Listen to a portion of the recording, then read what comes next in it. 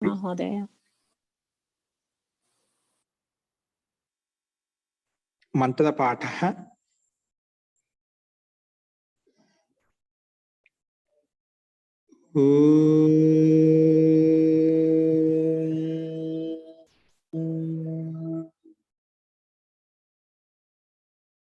सहनाववतु सहनौ भुनक्तु सह वीर्यं करवावहै तेजस्विनावधीतमस्तु मा विद्विषावहै। ओम शांति शांति शांति।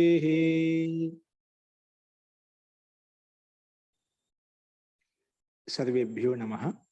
अंदरिकी नमस्कारम अंडी।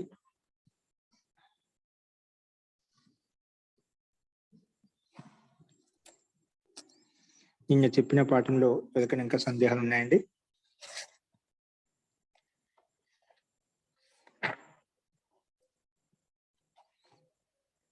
अस्तु प्रकृतमंशरामः।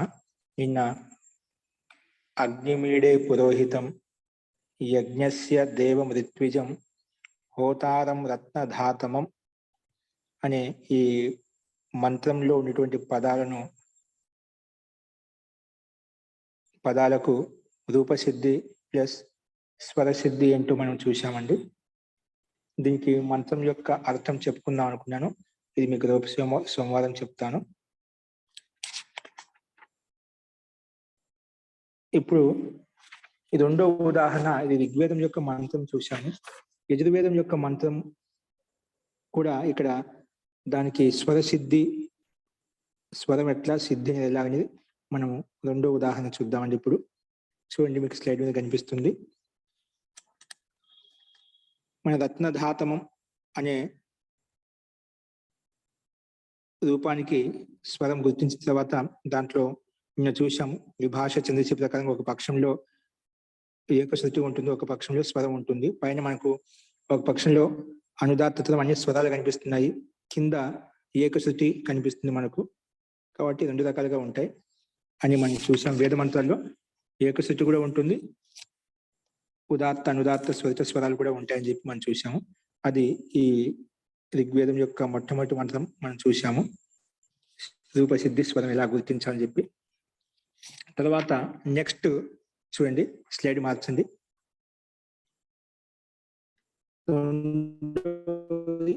ఇషేత్వోర్జే వా వాయవస్థ, ఇది మనకు మంత్రం. ఇషేత్వోర్జే వా వాయవస్థ దేవా అని చెప్పి ఇక్కడ మంత్రం ఇచ్చారు. ఆ మంత్రం చూడండి. ఇది స్లైడ్ మార్చి రెండవ రూపసిద్ధి పెట్టండి అన్న. పూర్ణ లలిత అస్తు. ఇక చూడండి, మనకు ఇషేత్వోర్జే, ఇషేత్వోర్జేలో మనకు ఇక్కడ 4 పదాలు ఉన్నాయి. ఇషేత్వోర్జే త్వా వాయవస్థ అని చెప్పి, ఇషే త్వోర్జే త్వా వాయవ స్థ, వాయవ స్థ, ఈ పదాలు ఉన్నాయి. అందులో మొట్టమొదటి పదం ఏంటంటే ఇషే శబ్దం ఉంది. ఏ పదం? ఇషే అనే శబ్దం ఉంది. ఇషే అనే శబ్దం ఎలా తయారైంది అనేది మనం ఇప్పుడు చూద్దాం. అందులో స్వరం ఏంటి, ఏ స్వరం ఉంది, ఇషే శబ్దం ఎలా తయారవుతుంది అనేది ఇక్కడ మనం చూద్దామండి. ఇక్కడ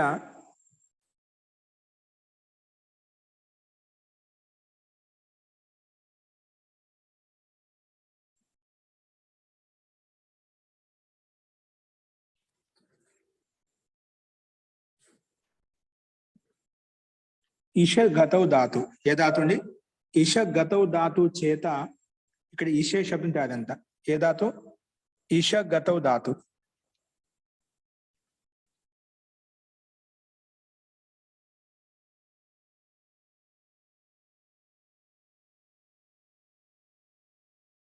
ఈష గతౌ ధాతు చేత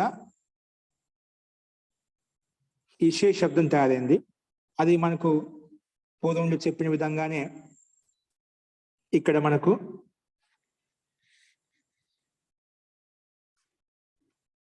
భూవాదయో ధాతవ అని సూత్రం ప్రకారం ధాతు సంజ్ఞని పెట్టుకుంటాం. ధాతు అధికారానికి వెళ్ళి ధాతు యొక్క అధికారానికి వెళ్ళి మనము అనే సూత్రం ప్రకారంగా ఇక్కడ కనిపిస్తుంది. ఏ సూత్రం అండి? ధాతు అధికారంలో ఉంది క్విప్ అనే ప్రత్యయం ఉంది. క్విప్ చ అనే ప్రత్యయం. అందుకే ధాతుకి భూవాదయో ధాతవ అనే సూత్రంగా ధాతు సంజ్ఞని పేరు ద్వారా ఇషగ ధాతు ఈషా ఇక్కడ ఈషా ఉంది. ఈషా అనే షకారం నుండి అకారము ఉపదేశే అజనునాసిక ఇత్ ప్రకారంగా దానికి ఇత్ సంధ్య తస్య లోప అదృష్టం లోప చేసేస్తాము. అప్పుడు కేవలం ఈష్ క్విప్ మిగులుతుంది. ఈష్ క్విప్. ఈ క్విప్కి మనం ముందు చేసుకున్నాం సర్వాపహార లోపం అయిపోతుంది. అంటే పకారానికి అలంత్యము, అకారానికి తర్వాత ఏకారానికి ఉపదేశే అజనునాసిక ఇత్, తర్వాత వకారానికి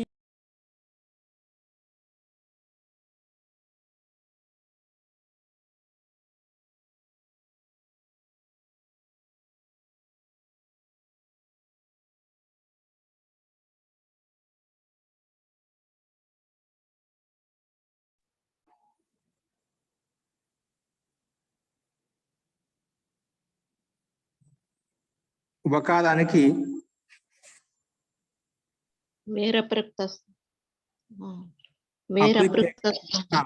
ముందు అప్రిక్త ఏకాలు ప్రత్యయ ప్రకారంగా అప్రిక్త సంజ్ఞ పేరు పెడతాము. అప్రిక్త సంజ్ఞని పేరు పెట్టిన తర్వాత వేద ప్రిక్తస్య అనే సూత్రం వచ్చేసి ఆ వకారానికి లోపం చేస్తుంది అన్నమాట. సో ఆ రకంగా సర్వాపహారి మొత్తం లోపం అయిపోయింది. క్విప్ ప్రత్యయానికి మొత్తం లోపం అయిపోయింది. సో ఇప్పుడు ఓన్లీ కీస్ మిగిలింది అన్నమాట.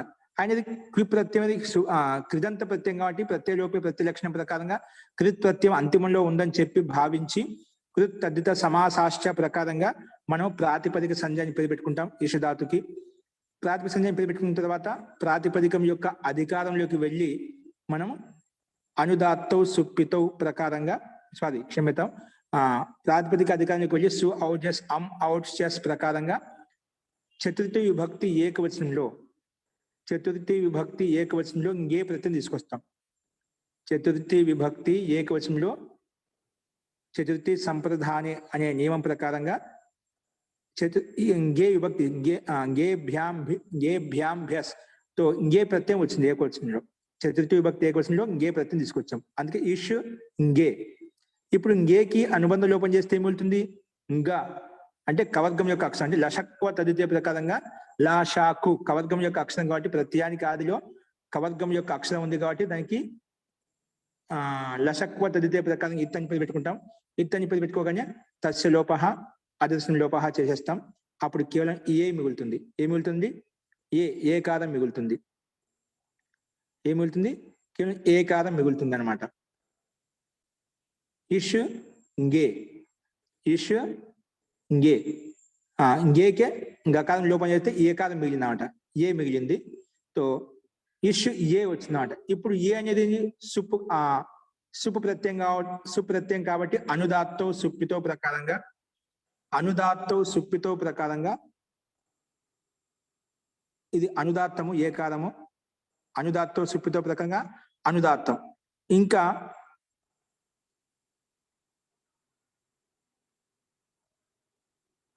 ఇషధాతు అనే ధాతు స్వరం చేత ఏంటి? ఉదాత్తం. ఇషధాతు ధాతు స్వరం చేత ఉదాత్తం. కానీ ఇక్కడ ఇషధాతుకి ధాతు స్వరం చేత ఎందుకు గుర్తించలేదు? అస్తు సావేకాచ తృతీయాది విభక్తి. ఇక్కడ మనకు ఈషధాతువులో కూడా ధాతు స్వరం చేత ధాతు చేత ఉదాత్తం వచ్చిందండి. ఇక్కడేమో క్విప్క సర్వాపహార లోపం అయిపోయింది కాబట్టి అక్కడ ఏ స్వరం లేదు, మనకు ప్రత్యయ స్వరం కూడా లేదు. ఇక్కడ ధాతు స్వరం చేత ఈ ఉదాత్తం ఉంది. తర్వాత ఏమైపోయింది? ఏకారం గేలో ఉండే ఏకారానికి అనుదాత్తో సుప్పితం ప్రకారం అనుదాత్తం. కానీ ఆ అనుదాత్తానికి సావేకాచ తృతీయాది విభక్తి అనే సూత్రం ప్రకారంగా అక్కడ ఉండే అనుదాత్తానికి అనుదాత్తో సుప్పితో అనే సూత్రం అనుదాత్తం అవుతుంటే అది దాన్ని బాధించి ఆ సూత్రానికి అపవాద సూత్రము ఈ సూత్రం అనమాట. దాన్ని బాధించి ఈ సూత్రం వచ్చింది. ఏమంటుంది? ఎందుకంటే బలమైన సూత్రం ఏమంటుంది? అనుదాత్తం కాకుండా అది ఉదాత్తం అవుతుంది అని చెప్పింది. అనుదాత్తం కాకుండా ఏమవుతుంది? ఉదాత్తం అవుతుంది చెప్పి నిషేధించింది. ఎవరిని? అనుదాత్తో సుప్పితో అనే సూత్రం ప్రకారం ఏ కాలానికి అనుదాత్తం చేస్తుంటే, లేదా అనుదాత్తం కాదు, సావేకాచ తృతీయాధి విభక్తి, తృతీయాది నుంచి మొదలుకొని ఏవైతే విభక్తులు వస్తాయో తృతీయాధి విభక్తి అవి ఏమవుతాయి? అనుదాత్తం కాకుండా అవి ఉదాత్తమే అవుతాయి అని చెప్పి నిశ్చయించింది అన్నమాట. అది నిశ్చయించింది కాబట్టి ఇక్కడ ఉదాత్తం నిశ్చయమైనప్పుడు అనుదాత్తం పదం ఏకవద్యం అనే సూత్రం వచ్చేసి అదొక్కటి ఉదాత్తం నిలబడిపోతుంది. ముందు ధాతుస్వరం చేత ఈ కాలం అయితే ఉదాత్తం ఉన్నదో అది కూడా అనుదాత్తం అయిపోయింది అన్నమాట.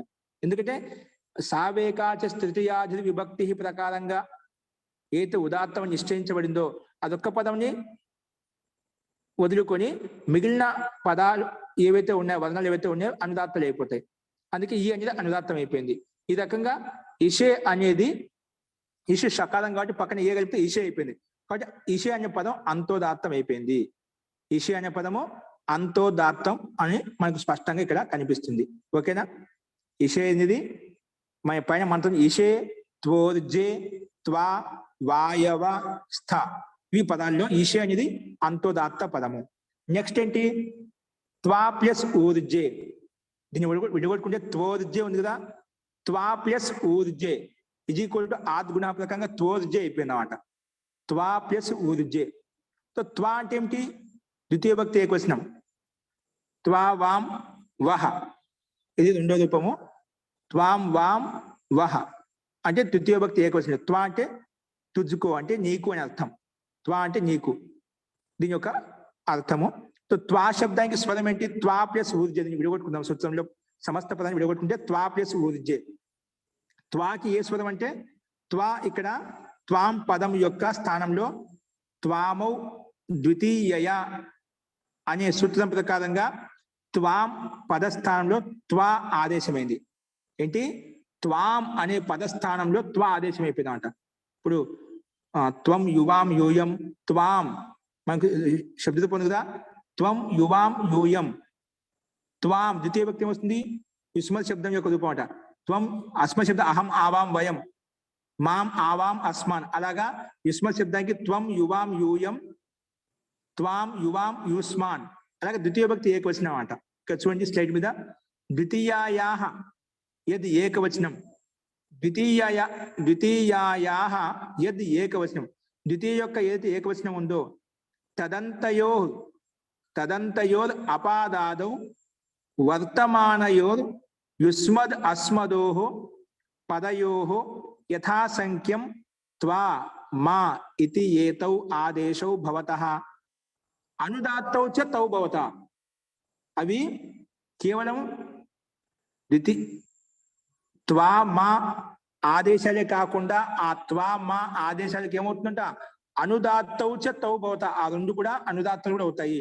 త్వా ఆదేశము వస్తుంది ప్లస్ ఆ త్వా అనేది అనుదాత్తం కూడా అవుతుంది. మా ఆదేశం కూడా వస్తుంది, చూడు మా అనేది అనుదాత్తం కూడా అవుతుంది అని ఈ సూత్రం చెప్పింది అన్నమాట. ఏం చెప్పింది? ద్వితీయాయాహ ఏది ద్వితీయ విభక్తి యొక్క ఏదైతే ఏకవచనం ఉందో మనకు త్వా అని ద్వితీయ భక్తి చెప్పాను కదా. త్వాం అనేది త్వం యువాం యూయం త్వాం పదస్థానం. త్వాం పదానికి ఇక్కడ ఏమొస్తుంది మనకు ఈ సూత్రం ప్రకారంగా? ద్వితీయాయాహ యద్ ఏకవచనం, ద్వితీయ విభక్తి యొక్క ఏది ఏకవచనం ఉందో తదంతయోర్ అపాదాదౌ వర్తమానయో. పదానికి ఆదిలో ఉండకూడదు, అంటే పదానికి ఆదిలో ఏదానికి లేదు ఇది. కాబట్టి అపదాదౌ వర్తమానయో యుష్మద్ అస్మదో, యుష్మద్ శబ్దమే ఉండాలి లేదా అస్మద్ శబ్దమే ఉండాలి. ఇక్కడ మనకి త్వామి యుష్మద్ శబ్దం యొక్క రూపం.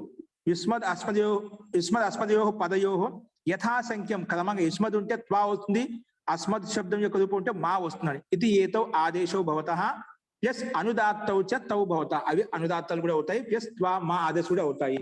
యుష్మద్ యొక్క త్వాం కాబట్టి త్వాం స్థానంలో త్వా ఆదేశం అనుదాత్తం కూడా అవుతుంది. అనుదాత్తం కూడా అది అవుతుంది. ఓకేనా?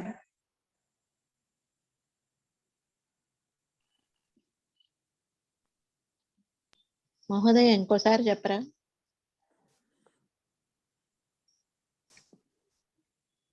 ఇక్కడ మనకు త్వా శబ్దం ఉంది. మనకు స్లైడ్ మీద గమనించండి. త్వా, త్వాలో అనుదాత్త స్వరం కనిపిస్తుంది. కింద అడ్డగీత కనిపిస్తుందా? త్వాకి అనుదాత్తం ఎలా అయింది అంటే, ముందుగా ఇది త్వా అని ఎలా వచ్చిందంటే, త్వాం అనే శబ్ద స్థానంలో, త్వాం అనే ఒక శబ్దం, యుష్మత్ శబ్దం యొక్క ద్వితీయ భక్తిలో త్వాం శబ్దం ఉందండి. ద్వితీయ భక్తి ఏకవచనంలో ఉంది త్వాం శబ్దం. ఆ త్వాం శబ్ద స్థానంలో ఇక్కడ చూడండి, త్వా యహ త్వాం పదకే స్థానమే, త్వాం అనే పద స్థానంలో త్వామౌ ద్వితీయ అనే సూత్రం ప్రకారంగా ద్వితీయ విభక్తి ఏకవచనం ఏదైతే ఉందో ఆ ఏకవచనానికి ఈ సూత్రం చేస్తుంది. యుష్మత్ శబ్దం యొక్క ద్వితీయ విభక్తి ఏకవచనం ఉన్నా, అస్మత్ శబ్దం యొక్క ద్వితీయ విభక్తి ఏకవచనం ఉన్నా, అంటే త్వాం శబ్దం ఉన్నా, మాం శబ్దం ఉన్నా, త్వాం ఉంటే దాని స్థానం త్వా వస్తుంది, ఒకవేళ మాం ఉంటే దాని స్థానం మా వస్తుంది అన్నమాట. ఇక్కడ మాం లేదు, మనకు ఏముంది? త్వాం ఉంది. ఆ త్వాం స్థానంలో త్వాం తీసివేసి దాని స్థానం త్వా అని పెట్టాము. ఏం పెట్టాము? త్వా అని పెట్టాము. ప్లస్ దాన్ని అనుదాత్తము చేసింది. ఏది? త్వామౌ ద్వితీయయా అనే సూత్రము త్వాం స్థానంలో త్వా ఆదేశం చేసింది, ప్లస్ దానికి అనుదాత్తం అని కూడా పేరు పెట్టింది. అది అనుదాత్తం కూడా అవుతుంది. అందుకే త్వాం స్థానంలో త్వా ఆదేశం అయింది, ప్లస్ అది అనుదాత్తం కూడా అయింది. అనుదాత్తం కూడా అయింది కాబట్టి అందుకే అడ్డగీత వచ్చింది అన్నమాట. కాబట్టి త్వా అనేది అనుదాత్త స్వరము. ఓకేనా? ఓకే మహోదయ.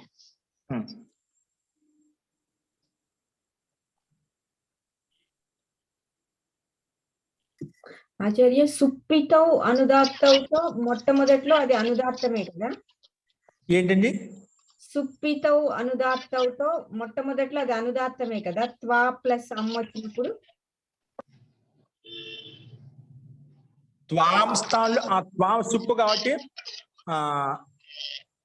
అది అనుదాత్తం అవుతుందండి. ఏది? అంటే త్వాం పదం అంతట్లో త్వాం మొత్తంలో కలిపి త్వా ఆదేశమైంది కదా, అది ఆదేశం అవుతుంది, ప్లస్ దాన్ని అనుదాత్తము చేసేస్తుంది. అనుదాత్తం ఆదేశం. ఓకే అండి. ఓకే, అనుదాత్తం ఉంది, మళ్ళీ అనుదాత్తం అయింది, మళ్ళీ అనుదాత్తం చేసింది. అంటే త్వాంలో ఉండేటువంటి స్థానంలో త్వాంకి ఏంటి, మనం డైరెక్ట్ శబ్దం తీసుకున్నామట. ఆ శబ్ద పద స్థానంలో మనం త్వా ఆదేశం, అంటే మొత్తం త్వాం పదం తీసేసి త్వా ఆదేశం వచ్చింది కదా, త్వా ఆదేశం వచ్చింది, దానికి పదసంజ్ఞ కూడా ఉంటుంది కదా, త్వాకి దానికి మళ్ళీ అనుదాత్తం చేసింది అన్నమాట. అనుదాత్తం చేసాం. అర్థమైందండి. ఓకే అండి. ఓకే అండి. ఇది నెక్స్ట్ ఇక్కడ అనుదాత్తం సర్వం అపాదాదౌ. ఇది పదానికి ఆదిలో ఉండకూడదంట. ఇది త్వా శబ్ద పదానికి ఆదిలో ఉందా? పదానికి ఆది లేదు, ముందే ఉంది పదం, ఈసే పదం ఉందన్నమాట.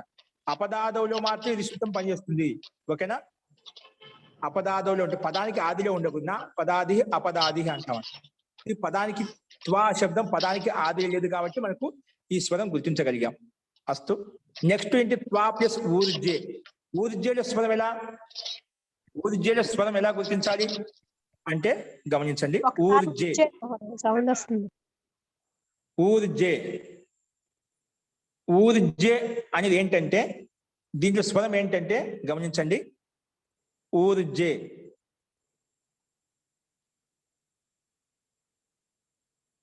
ఊర్జేలో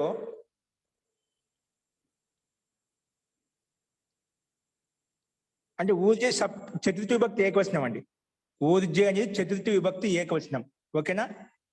అందుకే కొరకు, కోసం అనే అర్థం వస్తుంది. ఊర్జే అంటే శక్తి కోసం, బలం కోసం. ఊర్జ బల ప్రాణనయో అనే ధాతు చేత తయారైందంట. ఊర్జే అనే శబ్దము చతుర్థి విభక్తి ఏకవచనంలో ఉంది. ఎలా తయారంటే ఊర్జ బల ప్రాణనయో, బల ప్రాణనయో అనే ధాతు చేత. బల ప్రాణనయో అనేది అర్థము, ఊర్జ అనేది ధాతువు. ఊర్జ అనేది ధాతువు అన్నమాట. ఇక్కడ బలార్థంలో అంటే బలం కోసం, ఊర్జ అంటే బలం కోసం, సామర్థ్యం కోసం, అలాంటి అర్థంలో ఊర్జే శబ్దం ఉంది ఇక్కడ. సరే, ఊర్జేలో అంతోదాత్తం కనిపిస్తుంది. ఊర్జే అంతోదాత్తం, అది ఎలా గుర్తిద్దాం? ఇది పైన ఈశేలో ఏ విధంగా గుర్తించామో సేమ్ అదే విధంగా ఉంటుంది ఇక్కడ కూడా. చూద్దాం ఏ రకంగా అనేది. ఊర్జ ధాతు, దీనికి కూడా ధాతు సంజ్ఞ పేరు పెట్టాం. ఇక్కడ ఇచ్చాడు పక్కన ఇషే ధాతుకి సమానంగానే ఇక్కడ కూడా క్విప్ ప్రత్యయం వస్తుంది. క్విప్ కా సర్వాపహార లోపం అయిపోతుంది. మళ్ళీ చతుర్థి విభక్తి ఏకవచనం గే ప్రత్యయం తెచ్చుకుంటాం. ఇక్కడ ఇషా ఇష్ గే పెట్టుకున్నాక ఊర్జు గే పెట్టుకుంటాం. ఊర్జు గే గే గే గణపతి లోపిస్తే ఏ మిగులుతుంది. ఇక్కడ కూడా అనుదాత్తో సుప్పితో ప్రకారంగా అనుదాత్తం చేస్తూ ఉంటే సావేకాచ తృతీయాది విభక్తి అనే సూత్రం వచ్చేసి ఆ అనుదాత్తానికి అనుదాత్తం కాకుండా ఉదాత్తం చేసేస్తుంది. ఎవరికి? ఏకారానికి. అనుదాత్తో సుప్పితో ప్రకారంగా గే అనేది ఏకారంలో ఉండే ఏకారము అనుదాత్తం అవుతుందని చెప్తుంటే అనుదాత్తం దాన్ని బాధించి దానికంటే బలమైన సూత్రము సావేకాచ తృతీయాది విభక్తి అనే సూత్రము దాన్ని ఉదాత్తం చేసింది. ఆ రకంగా ఇక్కడ మళ్ళా ఊర్జు ప్లస్ ఏ కలిపితే ఊర్జే, ఇది కూడా అంతోదాత్తం అయిపోయింది. అంత ఉదాత్తం అయిపోయింది అనమాట. ఓకేనా? అంత ఉదాత్తం స్వరం గుర్తించాం. మిగిలినటువంటి ఏమవుతాయి? అనుదాత్తం పదం ఏకవర్జ్యం అనే సూత్రం ప్రకారంగా ఒకటి ఉదాత్తం నిర్ణయించబడుతుంది. వెంటనే అనుదాత్తం పదం ఏకవర్జ్యం అదొక్క పదాన్ని ఉదాత్తం వదిలేసి మిగతావన్నీ కూడా అనుదాత్తాలు అయిపోతాయి. మిగతావన్నీ కూడా అవుతాయి అనుదాత్తాలు అయిపోతాయి. ఓకేనా? అందుకే ఇక్కడ ఊ అనేది అనుదాత్తం అయిపోయింది, ఏ అనేది ఉదాత్తం అయిపోయింది అన్నమాట. ఓకేనా? ఉదాత్తానికి ఏ చిహ్నం ఉండదని చెప్పుకున్నాం. అందుకే ఇక్కడ ఏమి ఇవ్వలేదు. ఏమి ఇవ్వకుంటే అది ఉదాత్తం అని చెప్పి మనం గుర్తించాలి. ఈ రకంగా ఊర్జే అనే శబ్దాన్ని కూడా మనం స్వరం గుర్తించాలి. ఇప్పుడు త్వా ప్లస్ ఊర్జే ఈ రెండింటి మధ్య ఏం చేసాము? ఆద్గుణ సూత్రం గుణం ఏకాదశి చేశాం. అంటే త్వాలో ఉండే త్వాకి స్వరం ఏంటి? అనుదాత్తము. తర్వాత ఊర్జేలో ఉంది, ఊర్జేలో కూడా పక్కనే అనుదాత్తమే ఉందన్నమాట. త్వా అనుదాత్తం, ఊర్జేలో అంతోదాత్తం ఉంది. అంటే ఊ అనుదాత్తము, ఏకారము ఉదాత్తం అనమాట. ఇప్పుడు రెండింటికి మధ్య ఏకాదశి చేస్తున్నాం అన్న. ఏం చేస్తున్నాం అండి? త్వాలో ఉండే అనుదాత్తానికి ప్లస్ ఊర్జాలో ఉండే ఊకారానికి రెండింటికి ఏం చేస్తున్నాము? ఏకాదేశం. ఏ సూత్రం ప్రకారంగా ఆద్గుణ అనే సూత్రం పూర్వ పదయోస్థానే గుణం ఏకాదేశో భవతి. త్వాలో ఉండే అకారము, ఊర్జలో ఉండే రెండింటికి మధ్య ఏకాదశం చేస్తే ఏమవుతుంది? తో అయిపోతుంది. ఆ ఊ కలిస్తే ఓ అయిపోతుంది అన్నమాట. అకారము ఉకారము కలిస్తే ఏమైపోతుంది? ఓకారం అయిపోతుంది. అందుకే తో అయిపోయింది.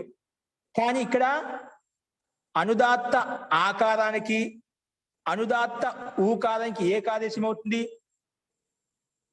అనుదాత్తం అనే ఆకారానికి పక్కన ఉండే అనుదాత్త ఆకారంతో ఏకాదశి చేసిన అనుదాత్తమే అయిపోతుంది. రెండు అనుదాత్త ఆకారం కూడా అనుదాత్త ఉకారం చేత మనం ఏకాదశి ఏది జరిగిందో అది కూడా అనుదాత్తమే ఉంటుంది. రెండు అనుదాత్తలే కాబట్టి దాని స్థానంలో వచ్చిన ఏకాదశం కూడా అది కూడా అనుదాత్తమే అయిపోతుంది. కాబట్టి ఇక్కడ త్వోర్జేలో ఏమైపోయింది? రెండు అనుదాత్తాలు కలిసి అనుదాత్తం అయిపోయాయి. అన్నిటి మధ్య త్వాలో ఉండే అకారము, ఊర్జేలో ఉండే ఊ ఆ ఊ కలిస్తే ఏ అయిపోయింది, ఓకారం అయిపోయింది, త్వ అయిపోయింది. ఆ త్వకి ఏ స్వరం ఉంటుందంటే రెండు అనుదాత్తాల మధ్య ఏది ఏకాదేశం జరిగిందో ఆ రెండు అనుదాత్తాలు కలిసి ఒకే అనుదాత్తంగా మారిపోతాయి. అందుకే త్వ అనేది అనుదాత్తంగా ఉంది. జే ఎలా ఉందో ఉదాత్తం ఎలా ఉందో అలాగే ఉంది. అందుకే త్వోర్జే అనేది అంతోదాత్తము. ఓకే? ప్లస్ మళ్ళీ తర్వాత త్వా శబ్దం వచ్చింది. మళ్ళీ ఏమొచ్చింది? త్వా శబ్దం వచ్చింది. త్వా శబ్దం మన పైన గుర్తించే అదే విధంగా ఇక్కడ మళ్ళీ త్వా పైన ఈ విధంగా అనుదాత్తం అయిపోయింది.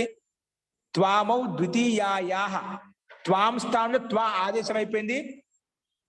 త్వామౌ ద్వితీయాయాః సూత్రం ప్రకారంగా అది పైన చెప్పిన త్వా స్థానంలో త్వాం స్థానంలో త్వా ఆదేశం అవుతుంది. ప్లస్ అది అనుదాత్తం కూడా అవుతుంది. ఆ రకంగా ఇషే త్వోర్జే త్వా అనేది అనుదాత్తం అయిపోయిందండి. ఓకేనా? ఈ అనుదాత్తానికి పక్కన త్వోర్జేలో ఉదాత్తం ఉంది కదా, ఉదాత్తం పక్కన ఎప్పుడు అనుదాత్తం కనిపించినా అది స్వరితం అయిపోతుంది. ఉదాత్తానికి పక్కన ఎప్పుడు అనుదాత్తం కనిపిస్తే స్వరితం అయిపోతుంది. అందుకే త్వాకి అనుదాత్తం కదా, మనకు రూపసిద్ధి ప్రకారంగా చూస్తే త్వా అనుదాత్తం అన్నమాట. త్వోర్జేలో ఉండే ఏకారం ఉదాత్తం కాబట్టి ఉదాత్తం పక్కన త్వాలో ఉండే అనుదాత్త అడ్డగిద్ద కనిపిస్తుంది కాబట్టి వెంటనే ఏమైపోయింది? ఉదాత్తాద్ అనుదాత్తస్య స్వరితః.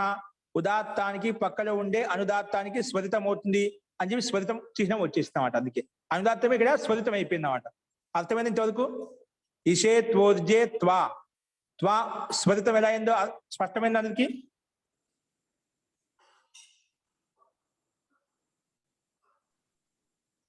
ఓకే ఇంతవరకు త్వా స్వరితమైంది కదా? అర్థమైందండి. ఓకే అండి. అవును. ఆ. ఇక్కడ పని కుమార్ గారు ఉన్నారండి. పని కుమార్,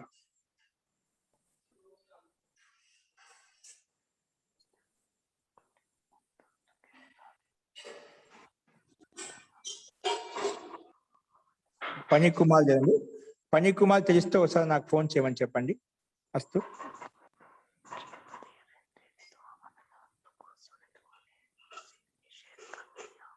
ఇక్కడ ఏం జరిగిందని ఇషేత్వోర్జే త్వా. నెక్స్ట్ పదం ఏంటి? వాయవ. నెక్స్ట్ పదం ఏంటి? వాయవ. ముందు వాయవ శబ్దం ఎలా తయారు చూద్దాం. వాయవ అంటే అంటే రకరకాల వాయువు అని అర్థం. రకరకంలో వాయువు. ఓకే, వాయవ. ఆ వాయవ ఎలా తయారు చూద్దాం. వాయవ శబ్దం ఎలా తయారంటే వాయు వాయు వాయవ, గురు గురు గురవ, వాయు వాయు వాయవ.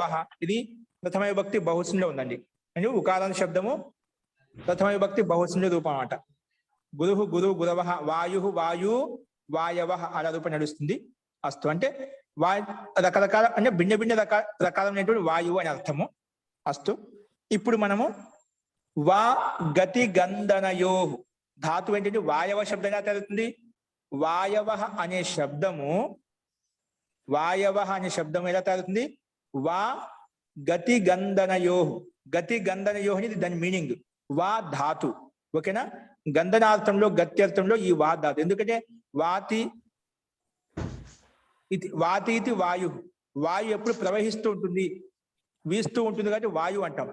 నిరంతరంగా వాయు వీస్తూ ఉంటుంది, ప్రవహిస్తూ ఉంటుంది. అందుకే వాతీతి వాయు అంటే నిరంతరంగా ప్రవహించేదని వాయువు అంటాం. సరే, సో గత్యర్థంలో గంధనార్థంలో ఈ ధాతు ఉంది.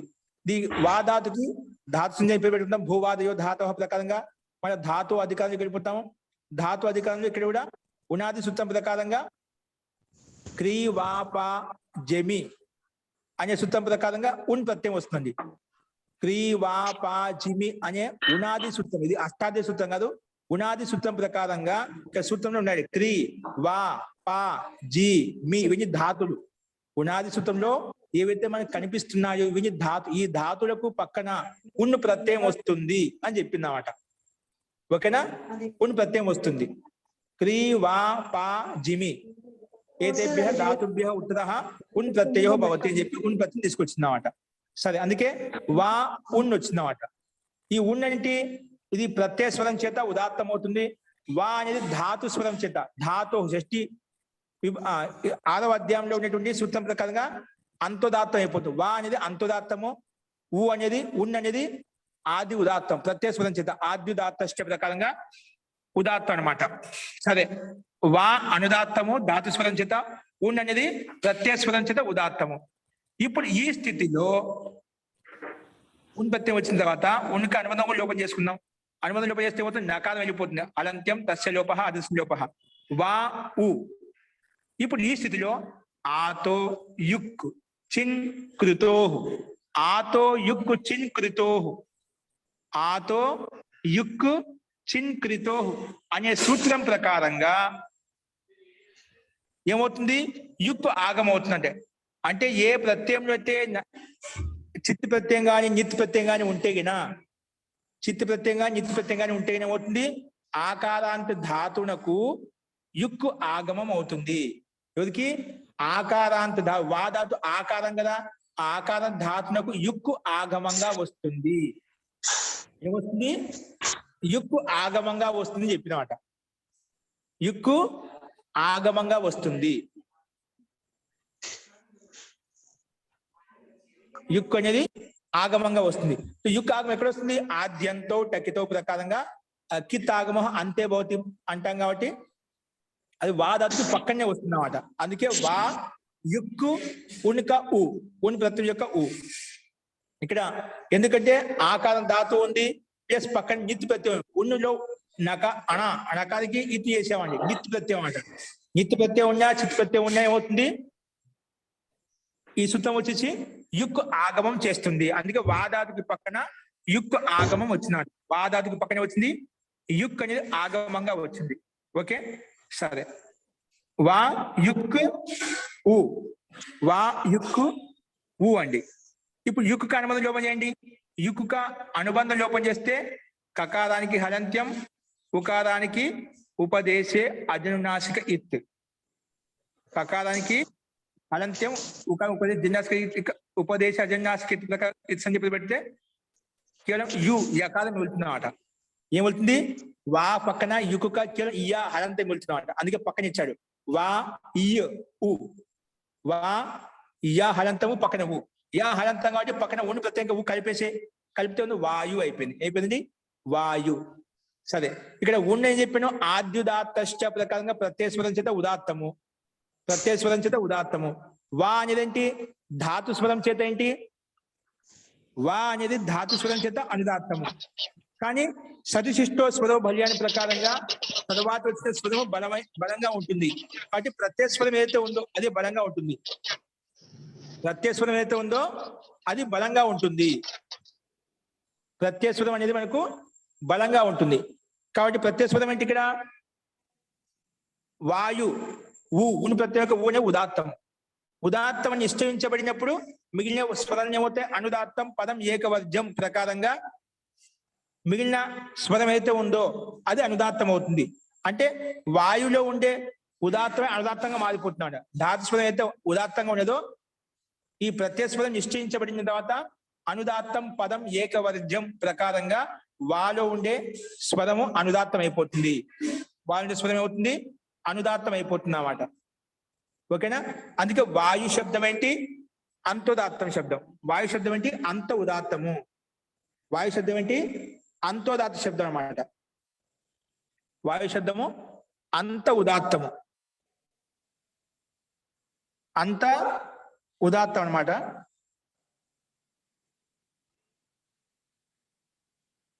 ఇప్పుడు అంత ఉదాత్తం తెలిసిన తర్వాత ఊ అనేది ఏంటి? కృతి ప్రత్యయం అన్నమాట. ఊని ప్రత్యయం ఏంటి? ఉనాది సూత్రంలో ఉనాది సూత్రాలు ఏవైతే ఉన్నాయో అవన్నీ కృతి ప్రత్యయాలండి. మొత్తం కృతి ప్రత్యయాలు. అందుకే కృతి తద్దిత సమాసాష్ట ప్రకారంగా దానికి ప్రాతిపదిక సంజ్ఞ అవుతుంది. వాయువుకి ప్రాతిపదిక సంజ్ఞని పేరు పెట్టుకోవడం వలన ప్రాతిపదిక అధికారానికి వెళ్ళి ఇది నేను చెప్పానా? గురువు గురు గురవ వాయు వాయు వాయవ. ఇది ప్రథమ విభక్తి బహువచనంలో ఉంది కాబట్టి మనం సు ఔ జస్ ప్రకారంగా ప్రథమ విభక్తి బహువచనం జస్ ప్రతి తెచ్చుకుంటాం. వాయు అనే ప్రాతిపదికానికి పక్కలో జస్ ప్రతి తెచ్చుకుంటాం. వేసుకుంటాండి జస్ ప్రతి తెచ్చుకుంటాం. చూడండి, మీకు స్లైడ్ మీద కనిపిస్తుంది. ఇక్కడ వాయుకి పక్కనే వచ్చింది వాయు జస్, వాయు జస్. ఇప్పుడు వాయులో ఉండే ఉకారం ప్రత్యస్వరం చేత ఉదాత్తం, అందుకే మిగిలినవి అనుదాత్తం అయిపోయాయి. అంటే వా ధాతులో ఉండే ఉదాత్తం అనుదాత్తంగా మారిపోయింది. అనుదాత్తం పదం ఏకవర్జం ప్రకారంగా. ఇప్పుడు జస్ కి మళ్ళీ ఏ స్వరము? జస్ తెలుసు కదా, అనుదాత్తౌ సుప్పితౌ. అనుదాత్తౌ సుప్పితో ప్రకారం ఏంది? అనుదాత్తం. అనుదాత్తౌ సుప్పితో ప్రకారం సుప్పు కాబట్టి అది అనుదాత్తం. జస్ కనుమతి లోపం చేస్తే లసక్వ దిద్దే ప్రకారంగా జకారం వెళ్ళిపోతుంది. సకాలం అలాగే ఉంటుంది. సకాలానికి అనుబంధ లోపం కాదు. ఎందుకు కాదు? జస్ లో ఉండే జకాలం వెళ్ళిపోతుంది, అస్సు ఉంటుంది అన్నమాట. అనుబంధం చెప్పేసి అస్సు మిగులుతుంది. నా విభక్తౌ తుస్మా. విభక్తిలో ఉండేటువంటి అంతిమ తకారం గాని సకారం గాని మకారం గాని వాటికి ఇది సంధ్య కాదు అని చెప్పి నిషేధించింది అన్నమాట. ఓకే, అందుకే సకాలంకి హలంత్యం ప్రకారంగా లోపం కాలేదు. కాబట్టి ప్రత్యస్వరం చేత అస్లో ఉండే ఆ ఉదాత్తము. దానికంటే ముందు వాయులో ఉండే ఉకారం ఏంటి? ఉదాత్తము. వాయులో ఉండే ఉకారం అంటే ఉదాత్తం అన్నమాట. వాయు ప్లస్ జస్. ఇక్కడ ఈ స్థితిలో జసిచాసుతో వచ్చి గుణం చేసిందండి. జసి ప్రత్యయ పరత వాయు ప్లస్ జస్ కదా. ఈ జసి ప్రత్యయ పరత అంగస్య గుణో భవతి అంటుంది. అంగస్య గుణో భవతి. జస్ ప్రత్యయం పక్కన ఉంటే అంగానికి, వాయువులో ఉంటే అంగానికి గుణం అవుతున్నమాట. అంటే వాయువులో ఉండి ఉకారం గుణం చేస్తే ఊకి గుణం ఓ అయిపోతుంది. ఊకి గుణం ఏమైపోతుంది? ఓ అయిపోతుంది. అందుకే ఓ అయిపోయింది అన్నమాట. ఏమైపోయింది? వాయువులో ఉండే ఉకారము ఓకారంగా మారిపోయింది. వాయువులో ఉండే ఉకారం అయిపోయింది ఓకారంగా. అందుకే వాయో ప్లస్ అస్ వచ్చింది ఇక్కడ. వాయో ప్లస్ అస్. ఓకేనా? జసిచ అనే సూత్రం వచ్చేసి వాయువులో ఉండే ఉకారానికి గుణం చేస్తే ఓ అయిపోయింది. అందుకే వాయో ప్లస్ అస్. జస్ ప్రత్యేక అనుమతి లోపేస్తే అస్ మిగులుతుంది కదా, అస్. అసు అనుదాత్తో సుప్పితో ప్రకారం అనుదాత్తము. ఇప్పుడు వాయువులో ఉండే ఉకార స్థానంలో గుణం అయిపోయింది, ఓ అయిపోయింది. కాబట్టి ఉదాత్త స్థానం వచ్చిన స్వరం కూడా అది ఉదాత్తం అయిపోయింది అంట. ఓకారం కూడా ఉదాత్తంగానే ఉందంట. వాయువు ఉదాత్తం ప్లస్ అస్ధాతు యొక్క అకారం అనుదాత్తము. కాబట్టి ఇక్కడ మనకు ఉదాత్తాద్ అనుదాత్తస్య స్వరిత. ఉదాత్తం పక్కన ఎప్పుడు అనుదాత్తం ఉండి ఏమవుతుంది? వెంటనే ఉదాత్తం పక్కన అనుదాత్తం ఉందంటే ఖచ్చితంగా అది స్వరితం అయిపోతుంది. అందుకే అస్లో ఉండే అకారం స్వరితం అయిపోయింది. అందుకే నిలువుగీత వచ్చేసింది, వాయవస్ అయిపోయింది అనమాట. వాయవస్ ఆ సకారానికి వాయో ప్లస్ అస్. ఓకే, వాయో ప్లస్ అస్. ఇక్కడ ఇంకోటి ఏం జరిగిందంటే దానికంటే ముందు మనము ఓకారం ఉదాత్తం ప్లస్ అస్ని అనుదాత్తము. ఉదాత్తం పక్కన ఉండే అనుదాత్తానికి స్వరితం చేసాం. అంటే అస్లో ఉండే అకారం పైన స్వరిత చిహ్నం వచ్చింది. ఇక్కడ ఓ తర్వాత అస్క ఆ ఉంది కాబట్టి ఏ చోయ వాయావహ ప్రకారంగా ఒకార స్థానంలో అవు ఆదేశం అవుతుంది. ఒకార స్థానంలో ఏమవుతుంది? అవు ఆదేశం అవుతుంది. అవు ఒకార స్థానంలో ఏమవుతుంది? అవు ఆదేశం అయిపోయింది. అవు ఆదేశం అయినప్పటికీ కూడా ఓ స్థలం అవు వచ్చింది కదా, అక్కడ స్వరం వచ్చింది. అవులో ఉండే ఆ ఉదాత్తమే ఉంది. పక్కన వకార హంతం కాబట్టి వకార హంతానికి పక్కన అసు కలిసింది. అసు కలిసింది ఆ ఆకారం ఎట్లా అనుదాత్తం కాబట్టి దానికి స్వరితం అయిపోయింది. అందుకే వాయవస్. వాయవస్ లో ఉండే వాళ్ళు ఉండే ఆకారము అసు యొక్క ఆకారం కాబట్టి దానికి అనుదాత్తం కాబట్టి దానికి స్వరిత చిహ్నం అయిపోయింది. ఉదాత్తం పక్కన ఉండే అనుదాత్తానికి స్వరితం అవుతుంది. అందుకే వాలో ఉండే ఆకారం స్వరిత చిహ్నం మనకు స్పష్టంగా అనిపిస్తుంది. ఇప్పుడు వాయవస్ ఆ సకారానికి మళ్ళీ ససజు సోధు ప్రకారం రువు అవుతుంది. మళ్ళీ రువుకి అనుమతి రేపం మిగులుతుంది. ఆ రేపానికి ఖరవసానయోరు విసర్జనీయ ప్రకారంగా ఆ సకారానికి రుత్వము, ఆ రుత్వానికి అనుబంధ లోపం చేస్తే వచ్చే రేపానికి విసర్గం అవుతుంది. ఖరవసానయోరు విసర్జనీయ ప్రకారంగా విసర్గ చేస్తే వాయవహ అనే రూపం మనకు సిద్ధించింది. ఓకేనా? ఈ రకంగా వాయవహ అనేది మధ్యోదాత్తము, అంతస్వరితము, ఆది అనుదాత్తము. ఆది అనుదాత్తము. ఓకేనా? వాయవహ అంటే అంత ఉదాత్తం మనకు ఆ అంతస్వరితం స్పష్టంగా అనిపిస్తుంది. ఓకేనా? ఈ రకంగా మనం అర్థం చేసుకోవాలి దీనికి స్వరము. ఇప్పుడు దీనికి ఇందులో ఈ స్వరంలో ఈ శబ్ద సిద్ధిలో సందేహం ఉందా?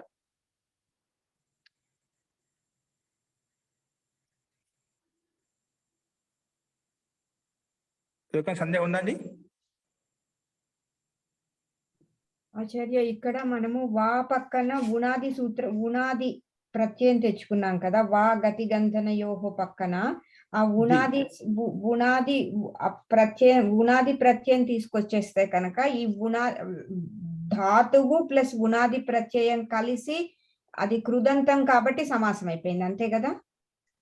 కృదంతంగా సమాసం కాదు, ప్రాతిపదికం అయిపోయింది. ఆ ప్రాతిపదికం అయిపోయింది. ధాతువు కాస్త ప్రాతిపదికం అయిపోయింది. కృత్పత్యం ఏదానికైతే అంతిమ ఉందో ఆ మొత్తం ప్రాతిపదికం అయిపోతుంది. వా ఊ అనేది ప్రాతిపదికం అయిపోయింది. ప్రాతిపదికం అయింది కాబట్టి ప్రాతిపదికం నిమిత్తం చేసుకుని మనం మళ్ళీ జస్ట్ తెచ్చుకున్నాము. అర్థమైంది. ఓకే అండి. ఈ రకంగా మనం దీనికి స్వరం చూసాం. నెక్స్ట్ ఏంటి? ఇషేత్వోర్జే వాయవస్థ. వాయవస్థ అంతిమ పదం స్థాపదం ఉంది. ఏంటండి అంతిమ స్థాపదం ఎలా తయారైంది అది చూద్దాం. స్థా శబ్దం ఎలా తయారైంది? ఇది ఏంటి? మధ్యం పురుషు బహుశం అండి. మధ్యం పురుషు బహుశం. అస్తు స్థాం సంతు ఏధిస్తం స్థ. అసధాతుకి లోట్ లకారము మధ్యం పురుషు బహువచనం. అస్తి స్థః సంతి అసి స్థః స్థ అసి స్థః స్థ అసి స్థః స్థ. ఇది మధ్యం పురుషు బహువచనం అండి, లోట్ లకారం కాదు. అసి స్థః స్థ. అస్మి స్వహ స్మహ. లట్లకారంలో మధ్యం పురుషు బహువచనం. లోట్లకారం వస్తుంది అస్తు స్థాం సంతు ఏది స్థం స్థ. ఏది స్థం స్థ. అక్కడ స్థమ్మే వస్తుందా? అస్ధాతుకి లోట్లకారము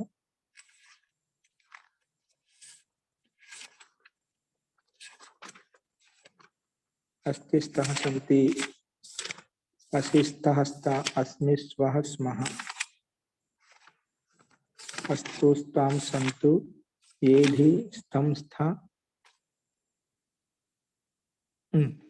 దానికి దీనికి తేడా ఏంటంటే ఎక్కడ స్థా వస్తుంది కాబట్టి ఇక్కడ లోట్ లకారం మధ్యం పురుషు ఏకవచనంలో సామాన్యత స్థా, అక్కడ లట్ లకారంలో మధ్యం పురుషు బహువచనం స్థా ఒత్తు స్థా వస్తుంది, ఇక్కడ సామాన్య తకారం. అస్థి స్థః సంతి అసి స్థః స్థా ఒత్తు స్థా ఉంది ఇక్కడ. అస్మి స్వహ స్మః లోట్ లకారం అవుతుంది అస్తు స్థాం సంతు ఏధి స్థం, ఇక్కడ సామాన్య తకారమే స్థం స్థా సామాన్య తకారం, అక్కడ స్థా ఒత్తుతా లట్లకారు మధ్యపురుష బహువచనం అయితే లోట్లకారు మధ్యపురుష బహువచనంలో సామాన్య తకారం వస్తుంది, అల్పప్రాణం వస్తుంది. ఓకేనా, అది తో ఇది మహాప్రాణం కాబట్టి లట్లకారు మధ్యపురుష బహువచనం తీసుకుంటున్నాం.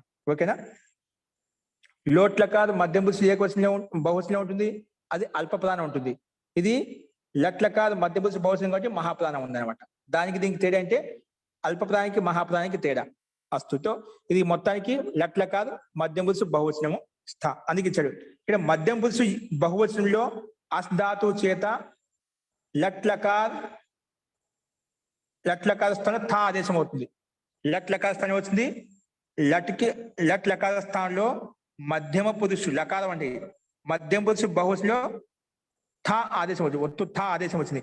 టిప్ టస్ జీ ప్రథమ పురుషం ఏకవచనం అయితే టిప్ వస్తుంది, ప్రథమ పురుషు ద్వివచనం అయితే టస్ తెచ్చుకుంటాం, ప్రథమ పురుషు బహువచనం టిప్ టస్ జీ ప్రతి తెచ్చుకుంటాం అట.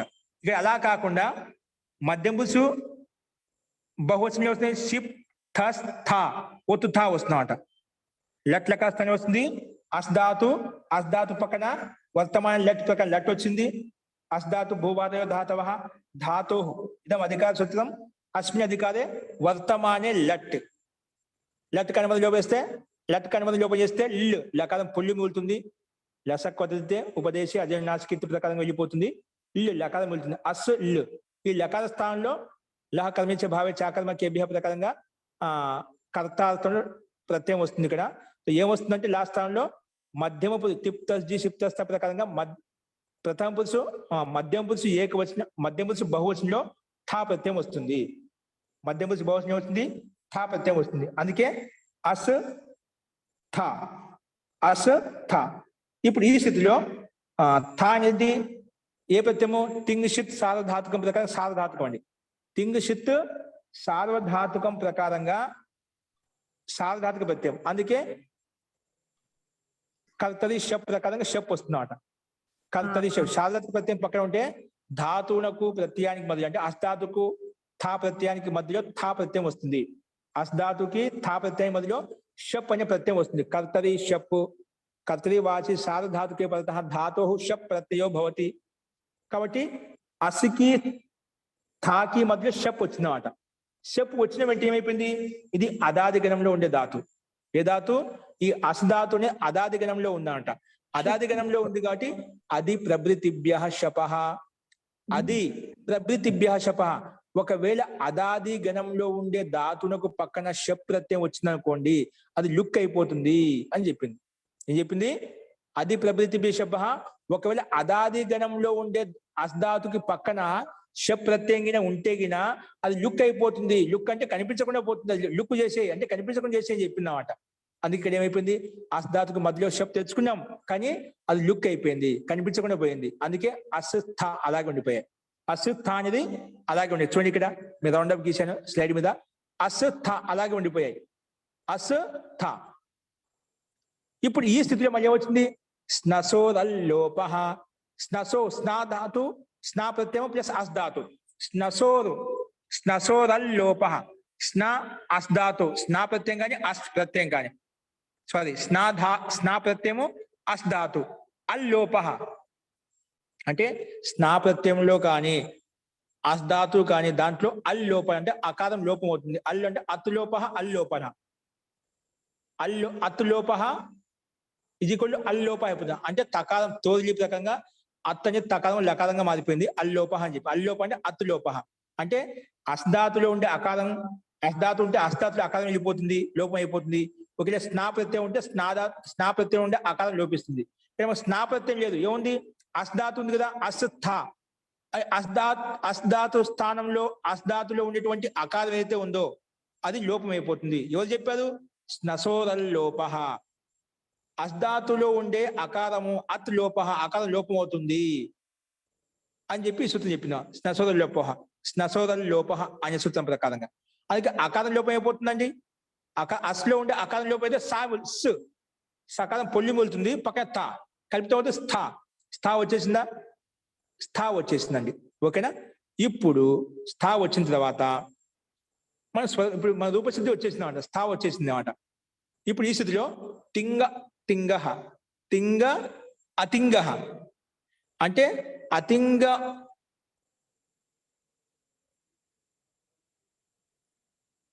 అతింగంత పదానికి ఉత్తరంగా తింగంత పదం ఉంది. ఏంటండి? అతింగ ఏమంటుంది? ఇది దానికంటే వాయవస్థ అనేది ఏంటండి? వాయవహ అనేది సుబంత పదము. స్థా అనేది ఏంటి? స్థా అనేది తింగంత పదం. స్థా అనేది ఏంటి? తింగంత పదం అన్నమాట. కాబట్టి ఈ సూత్రం వచ్చి ఏమంటుంది? అతింగంత అంటే చూడండి, తింగ ఏమంటుందంటే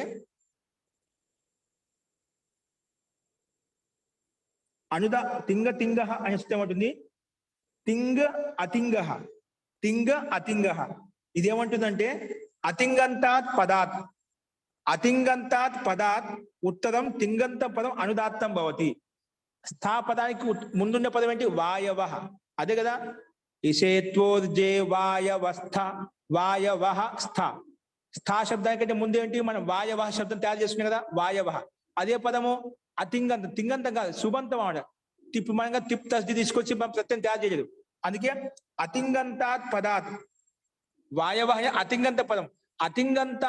అతింగంత పదానికి ఉత్తరంగా ఒకవేళ తింగంత పదం వచ్చిందనుకోండి, అంటే అతింగంత పదానికి పక్కనే తింగంత పదం వస్తే గిన ఏమవుతుందంట? అతింగంతాత్ పదాత్ ఉత్తరం తింగంత పదం వస్తుందంటే తిప్తజీవల పదం వచ్చింది అనుకోండి, ఏమవుతుందంట? అది అనుదాత్తం భవతి. ఏమవుతుందంట? అది అనుదాత్తం అవుతుందంట. అతింగంతానికి పక్కలో ఉండే తింగంతం ఏమవుతుంది? అనుదాత్తం అయిపోతుంది. ఓకేనా? అందుకే వాయవ అనే అతింగంత పదానికి పక్కన స్థా అనేది తింగంత పదం కాబట్టి అది అనుదాత్తం అయిపోయింది. అంటే స్థాలో ఉండే అకారం అయిపోయింది, అనుదాత్తం అయిపోయింది. ఓకేనా? స్థాలో ఉండే పదం అయితే అనుదాత్తం అయిపోయింది.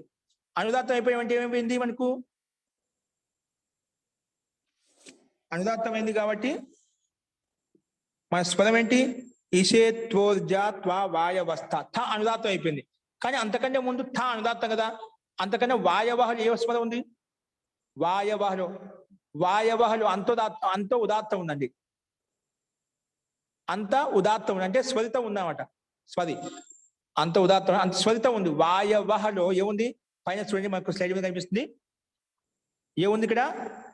మనకు వహలో స్వరిత చివరన ఉంది. పక్కనే ఉంది స్థాకి ఏం గుర్తించాము? అతింగంత పదానికి పక్కన అతింగంతానికి పక్కన ఉండే తింగంత పదం అనుదాత్తం అయిపోతుంది చెప్పాము. అంటే థ అనుదాత్తము. ఈ స్థితిలో స్వరం గుర్తించిన తర్వాత స్వరిత సంహితాయాం అనుదాత్తానం ప్రకారంగా ఆ థ అనేది అనుదాత్త ఏకశృతి అయిపోయిందండి. ఒకవేళ స్వరితానికి పక్కన అనుదాత్తం కనిపిస్తే ఏమవుతుంది? వెంటనే ఏకశృతి అయిపోతుంది. ఇక్కడ వాయవహలో ఉండే వా పైన స్వరితం ఉంది కాబట్టి దాని పక్కనే స్థాని అనుదాత్తం అయిపోయింది. ఆ అనుదాత్తం అయిపోతుంది, ఏకశృతి అయిపోతుంది. ఏమైపోతుంది? స్వరితానికి పక్కన ఎప్పుడు అనుదాత్తం వచ్చిందంటే అది ఏకశృతి అయిపోతుంది అని చెప్పినమాట. కాబట్టి స్వరిత సంహితాయాం అనుదాత్తానం ప్రకారంగా స్థాలో ఇప్పుడు ఏదైతే అనుదాత్తం చేశామో తింగ అతింగ ప్రకారంగా అనుదాత్తం అయిపోయి ఏకశృతి అయిపోయింది. ఏకశృతి అంటే అక్కడ స్వరం ఉండమాట. అందుకే అక్కడ స్వరం ఏం గుర్తించలేదు. వాయవః స్థా అనేది మనకు ఏ గుర్తు లేదు. ఏ గుర్తు లేదంటే స్వరితానికి పక్కన ఏ గుర్తు లేకుంటే ఏకశృతి అర్థం చేసుకోవాలి. ఒకవేళ స్వరితానికి పక్కలో ఎటువంటి స్వరం లేదు అంటే అది ఏకశృతి అని అర్థం చేసుకోవాలి. మామూలుగా ఏ స్వరం లేకుంటే మనం ఏమనుకుంటుందండి? ఉదాత్తం అనుకుంటాం కదా. అది ఇక్కడ ఉదాత్తం అనుకోకూడదు. ఎందుకంటే స్వరితానికి పక్కలో ఉంటే అది ఏకశృతి అయిపోతుంది. కాబట్టి వకారం పక్కలో ఉండే స్థా అనేది అనుదాత్తం కాబట్టి అనుదాత్తము ఏకశృతి అయిపోయింది అన్నమాట. ఓకేనా? ఈ రకంగా మనం ఏకశృతి గుర్తించామట. అంటే ఇక్కడ ఏకశృతికి ఇంకా చిహ్నం ఏం లేదు కదా మహోదయ? ఆ చిహ్నం ఏం లేదు అందుకే ఏకశృతికి. ఎందుకంటే ఏకశృతి అంటే ఉదాత్తము అనుదాత్తం స్వరితం లేదా ఏకశృతి.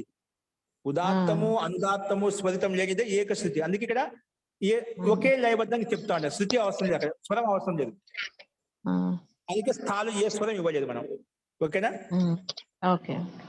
ఈ రకంగా మనం ఈశేత్వోర్దేవాయవస్థ దేవో వహ సవితా ప్రార్థయతు శ్రేష్టతమాయ కర్మణ ఆప్యాయధ్వమజ్ఞాయ ఇంద్రాయ భాగం ప్రజావతీరణమేవ అయక్ష్మాన్ మా వస్తే ఈషద అని చెప్పి ఏదైతే పూర్తిగా మంత్రం ఏదైతే ఉందో వాటిని ఆ మంత్రానికి పూర్తిగా స్వరం ఈ రకంగా గుర్తుంచుకోవాలి. శబ్దము, ఆ శబ్దం తర్వాత ఆ శబ్దం యొక్క సిద్ధి చేసిన తర్వాత శబ్దంలో ప్రత్యయ స్వరం ఉందా, ధాతు స్వరం ఉందా, ఏ స్వరం ఉంది అని చెప్పి మనం స్వరం ఈ రకంగా గుర్తించుకొని దాని యొక్క అర్థం చెప్పుకోవాలి. అట్లా మనకు ఈ మంత్రంలో ఒక అంశం చెప్పుకున్నామట. మంత్రంలో 2 అంశాల నుంచి ఒక పై అంశం ఈ రకంగా స్వరం గుర్తించాం, అలాగే అన్ని గుర్తించుకోవాలి అని చెప్పి ఇక్కడ కొంచెమే చూపించారన్నమాట. అందుకే శేష్ పూరే మంత్రికి స్వర సిద్ధి హమారే బనాయే యజుర్వేద భాష్య వివరణ 1:1 చూడండి. అక్కడ యజుర్వేదంలో స్వర ప్రకరణ విషయంలో అక్కడ యజుర్వేద భాష్యంలో మహర్షి అక్కడ రాసి చెప్పారంట. అక్కడ కూడా మనకు కనిపిస్తుంది, తెలుసుకోవచ్చు అని చెప్పారు. కాబట్టి మొత్తానికి మిగిలిన మంత్రానికి స్వరసిద్ధి మొత్తం కూడా ఇప్పుడు చెప్పిన విధంగానే మనం అర్థం చేసుకోవాలి. ముందు రూపసిద్ధి తయారు చేసుకోవాలి. దాంట్లో ప్రత్యయ స్వరమా, ధాతు స్వరమా, ఏదైనా విశిష్ట సూత్రం స్వరం గుర్తించామా, దాన్ని బట్టి మనం స్వరాన్ని గుర్తించుకోవాలండి. దాన్ని బట్టి మనం అర్థం కూడా చెప్పుకోవచ్చు.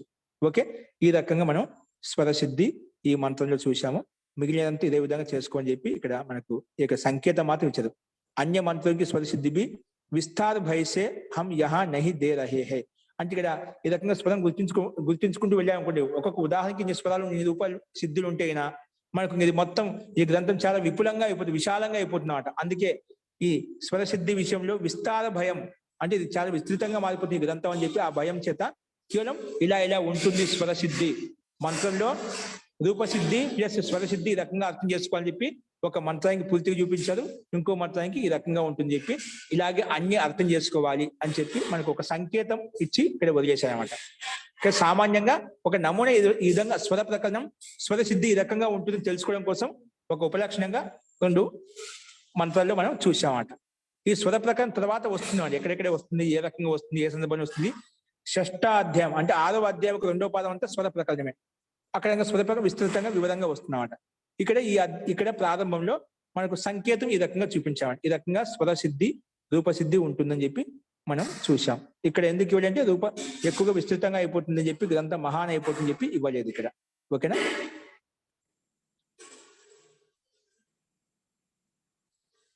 ఇంకో అన్ని చోట్ల విభాష చెందించే ప్రకారం ఇక్కడ ఒక పక్షంలో స్వరం గుర్తించవచ్చు, ఒక పక్షంలో స్వరం గుర్తించకుండా ఏకశృతి కూడా చెప్పవచ్చు. ఇక్కడ అన్ని మనం అన్నిట్లో వాయవ అన్నిటికీ ఈశేత్వోర్జేవాయవస్థ అని చెప్పి మొత్తం స్వరం గుర్తించే ఉదాత్త స్వరితాలు గుర్తించే కదా. ఒకసారి ఒక పక్క గుర్తించకుండా మనం సామాన్యంగా ఏం లేకుండా సామాన్యం కూడా పలికేయచ్చు అన్నమాట. అలా కూడా చెప్పొచ్చు. విభాష ఛందసి అనే సూత్రం ప్రకారంగా మనకు స్పష్టంగా చెప్పింది కాబట్టి మనకు ఈ రకంగా కూడా మనం అర్థం చేసుకోవచ్చు అని చెప్పి ఇక్కడ మనకు ఈ సూత్రం ద్వారా స్పష్టత వచ్చిందన్నమాట. ఓకే, ఈ రకంగా మనం 2వ ఉదాహరణ కూడా మనం చూసాము. నెక్స్ట్ ఉదాహరణలు ఏవైతే ఉన్నాయో సామవేదం యొక్క మంత్రము, అథర్వవేదం యొక్క మంత్రం కూడా ఇదే విధంగా అర్థం చేసుకోవాలి అని చెప్పి ఇక్కడ మనకు కేవలం సంకేతం ద్వారా చెప్పి వదిలేశారండి. అస్తు, ఇంతవరకు ఈ ఉదాహరణ చెప్పిన సందేహం కానీ ఇంకేమైనా సందేహం ఉంటే చెప్పండి. ఇక్కడ ఈ సూత్రం కంప్లీట్ అయిపోయింది. ఇక్కడ కొన్ని సూత్రాలు చూపించారు, తర్వాత ఇవ్వలేదు, అది మనమే అర్థం చేసుకోవాలని చెప్పి చెప్పుకున్నాం కాబట్టి అక్కడికి సమాప్తం అయిపోయింది ఈ సూత్రము. నెక్స్ట్ 2వ సూత్రం ఇంకో ఎక్కడెక్కడ మార్పులు వస్తాయి కొంత విశిష్టమైన సూత్రాల ప్రకారం ఇక్కడ చూపించారు, అది మనం రేపు చెప్పుకుందామండి. అస్తు, ఇంతవరకు చెప్పిన పాఠంలో ఏదైనా సందేహం చెప్పండి.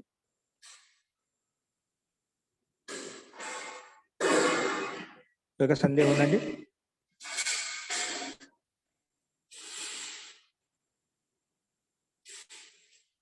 అస్తువా, అర్థమైంది అందరికి? అస్తు అండి, సంతోషం.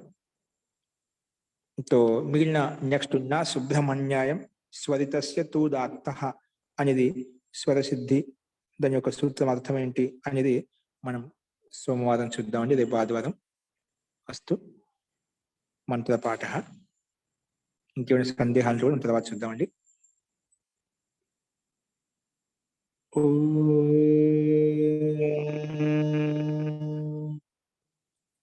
సర్వే భవంతు సుఖినః, సర్వే సంతు నిరామయాః, సర్వే భద్రాణి పశ్యంతు, మా కశ్చిత్ దుఃఖభాగ్ భవేత్. ఓం శాంతి శాంతి శాంతి. సర్వేభ్యో నమః. అందరికీ నమస్కారం అండి. నమస్తే మహోదయ. ఇందులో ఈ పాఠంలో పని కుమార్ వచ్చింది. పని కుమార్ అని ఒక వ్యక్తి వచ్చారు. ఆ వ్యక్తి మీకు ఎవరైనా తెలిస్తేనే ఫోన్ చేయమని చెప్పండి. పని కుమార్ స్టార్టింగ్ లో వచ్చారు, వారిని ఒకసారి ఫోన్ చేయమండి మీకు ఎవరైనా తెలిసిన వాళ్ళు ఉంటే ఇక్కడ. అస్తు. ఇంకోటి, రేపు సండే ఆదివారం అమావాస్య కాబట్టి అమావాస్య సందర్భంగా యజ్ఞం నడుస్తుంది ఆన్లైన్ లోనే. కాబట్టి అందరూ అనుకూలంగా ఉండే వాళ్ళంతా ప్రయత్నం చేయండి. 7:30కు యజ్ఞం చేయడానికి ప్రయత్నం చేయండి. అస్తు. లఘు యజ్ఞం చేసిన తర్వాత లఘు ఉపన్యాసం కూడా ఉంటుంది, ఏదో ఒక మంత్రాన్ని తీసుకొని. కాబట్టి అనుకూలంగా ఉండే వాళ్ళంతా ప్రయత్నం చేయండి ఈ యజ్ఞానుష్ఠానంలో భాగస్వామ్యం కావడానికి. ఈ శ్రేష్టమైన పునీతమైన కర్మలో మీరు కూడా భాగస్వామ్యం అయితే మనం పుణ్యానికి భాగీదారులం అవుతామని చెప్పి ఆశిస్తున్నాను.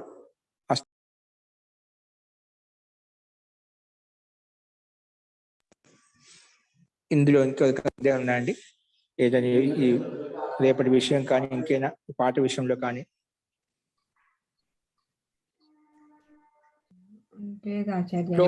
ఎవరికైనా స్వరం గుర్తుపెట్టుకుని, ఎవరికైనా మాకు స్వరం అర్థం కాలేదు, మాకేంటో ఇది పైన వెళ్ళిపోతుంది, దాని గురించి అస్సలు బాధపడాల్సిన అవసరమే లేదు. మీకు వచ్చిన కాడికి పట్టుకోండి, దాని గురించి ఎప్పుడు ఆలోచించండి. నాకు రాలేదే, ఇది ఏంది, ఎక్కడ నిలువుగీత వస్తుంది, ఎక్కడ ఉదాత్తం అంటాం, ఎక్కడ అనుదాత్తం, ఎక్కడ స్వరితం అంటాం, అసలు రూపసిద్ధి ఎలా వస్తుంది, దీని గురించి ఎప్పుడు మీరు కంగారు పడద్దు. మీరు ఎంత వచ్చినా అంత పట్టుకొని చాలు. కానీ నిరంతరంగా వింటూ ఉండే ప్రయత్నం చేస్తూ ఉండే, ప్రయత్నం మటుకు ఆపొద్దు. ఒక్కరోజు అంతా ఒకేసారి కనెక్షన్ అవుతుందన్నమాట, ఒకేసారి మొత్తం సెట్ అవుతుంది. దాని గురించి లేశ మాత్రం కూడా మాకు అర్థం కాని చెప్పి ఆలోచించద్దు. ఖచ్చితంగా వస్తుంది, ఇది నాకు నమ్మకం కూడా, అది ఖచ్చితంగా దాంట్లో సందేహం లేదు కూడా. ఓకేనా? కాదు, నిరంతరంగా మీ ప్రయత్నం చేస్తూ ఉండి, అది ఒక్కొక్క చోట ఒక్కొక్క రూపం మనకు స్పష్టం అవుతుంటుంది. ఒకసారి స్వర విషయం కావచ్చు, రూపసిద్ధిల విషయం కాదు, వినంగా ఏమవుతున్నది ఆటోమేటిక్ గా మనకు ఆ రూపం సిద్ధి యొక్క విధి విధానం ఏంటో మనకు ఒకసారి అనుకోకుండా అది ఒకటేదో ఒకటో చోట ఒక బిందు మనకు అది మధ్యలో వ్యవధానం అడ్డుపడుతూ ఉంటుందండి. ఆ ఒక్క వ్యవధానం తొలగిపోతే మిగతా రూపసిద్ధి అంతా మొత్తం సెట్ అవుతుందన్నమాట. ఆ వ్యవధానం తొలగిపోయేంత వరకు మన మానసికంగా ఏదైతే వ్యవధానం అడ్డుపడుతుందో మనం అర్థం చేసుకోవడంలో, ఆ తొలగిపోయేంత వరకు ధైర్యంగా ఓపికతో శ్రద్ధాభక్తితో మీరు ప్రయత్నం చేస్తుండి. దీంట్లో చెప్తే మనం ఒక కర్మ 1 గంట సేపు ఇటువంటి నిరంతరంగా ఈ పుణ్య సమాజంలో పుణ్య పరిస్థితుల్లో మనకు అవకాశం లేకపోయినప్పుడు కూడా ఏదో ఒక ప్రయత్నం, 1 గంట మనకి వ్యర్థమేం కాదు, నిష్కారణంగా చదువుకోవాలని చెప్తుంటాను. నిష్కారణంగా 1 గంట ఋషికృతమైన గ్రంథం చదవడానికి ప్రయత్నం చేస్తున్నాను. ఒక ప్రయాసం నాది, కాబట్టి వచ్చిన కాడికి నేను ప్రయత్నం చేస్తాను. దాంట్లో మనం రాకపోయినా వచ్చిన దాన్ని బాధపడాల్సిన అవసరం లేదు. కాబట్టి 1 గంట నిరంతరంగా ఎన్నో గంటలు టైం వేస్ట్ చేస్తుంటాను, అందరూ చేయకపోవచ్చు. కానీ 1 గంట ఈ సమయంలో ఖాళీగా ఉంది, రిక్త సమయం ఉంది, ఋషికృత గ్రంథం చదువుకుని ఒక అదృష్టంగా భావించేసి మీరు ఒక ప్రయత్నం అందరూ చేస్తూ ఉండండి. కానీ రాలేదని కానీ నాకు అర్థం కాని చెప్పి ఆ నిరుత్సాహం అనేది ఉండకూడదు. ఎప్పుడు కూడా వచ్చిన కాడ చాలు, ఈ జన్మలు చెప్తే ఒక్క సూత్రం అర్థం చేసుకుని చాలు. కాబట్టి ఆ రకంగా కానీ నేర్చుకోని పట్టుదల మటుకు, సంకల్పం మటుకు విడవద్దు. ఒక లక్ష్యం మొదలు పెట్టాము, ఆద్యోపాంత ఋషికృత గ్రంథం ఒకసారి మట్టి 3 భాగాలు ఒకసారి చదువుకోవాలి.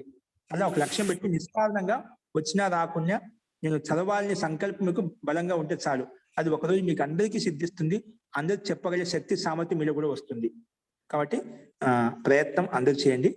ఖచ్చితంగా గురు కృప, ఈశ్వర కృప అనేది అందరి మీద ఉంటుంది. మీలో సంకల్పం, మీలో సంస్కారం అనేది మీలో బలంగా ఏర్పడుతుంది లోపల ముఖ్యంగా. కాబట్టి ఏం భయపడాల్సిన అవసరం లేదు, కంగారు పడాల్సిన అవసరం కూడా లేదు. కాబట్టి నిదానంగా వస్తాయండి, ధైర్యంగా ఉండండి, ప్రయత్నం చేస్తూ ప్రయత్నం ఆపకుండా దీర్ఘకాలం నిరంతరంగా చేస్తూ ఉండాలి, శ్రద్ధాపూర్వకంగా చేస్తుండాలి. నమస్తే మహోదయ. ధన్యవాదాలు ఆచార్య, అలాగే ప్రయత్నిస్తాను. చెప్పి ఇక్కడ ఇది ముగిస్తున్నాను. అండి, ధన్యవాదాలు మహోదయ. శుభరాత్రి. పునర్మిలామః సోమవాసరే. నమస్తే సార్. నమస్తే.